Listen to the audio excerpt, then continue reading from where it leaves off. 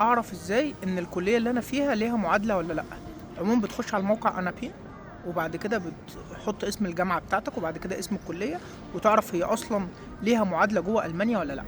وبيظهر لك كل المعلومات على الجامعه ديت وعلى الكليه اللي انت فيها اللي انت مقدمها على الموقع، وبيطلع لك المعلومات كامله ان انت تقدر تيجي تعمل معادله ولا لا، وهل معترف بالمؤهل بتاعك جوه المانيا ولا لا، معترف بيه ان انت تيجي تعمل له معادله ولا لا. الكلام ده للهندسه طبعا.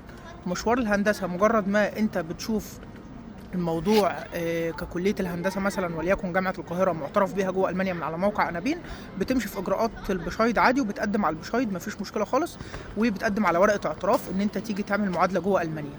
بعد كده بعد ما البشايد بيجي لك بتقدم طبعا شهاده اللغه بيتس فاي او تسي اينز، ولكن يفضل بيتس فاي او تسي اينز يعني عموما. بعد كده بتقدم على الفيزا ان انت هتيجي تعمل معادله جوه المانيا. بتحتاج حساب بنكي مغلق حوالي 11900 يورو، وبتيجي تعمل معادلتك. المعادله حوالي سنتين للهندسه.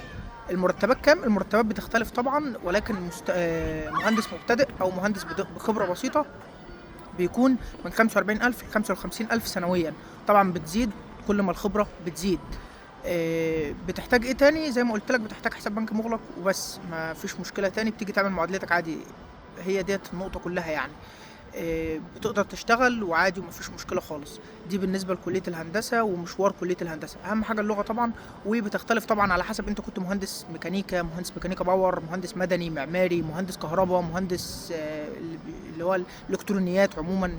الحاجات اللي بيبقى لها علاقه بتصنيع العربيات والصناعه عموما هنا مطلوبه في المانيا جدا. مجال الهندسه مطلوب في المانيا جدا وعليه طلب كتير، ولكن اهم حاجه المعادله والحساب البنك المغلق علشان تقدر تيجي تعمل معادلتك وتلاقي فرصه شغل ان شاء الله.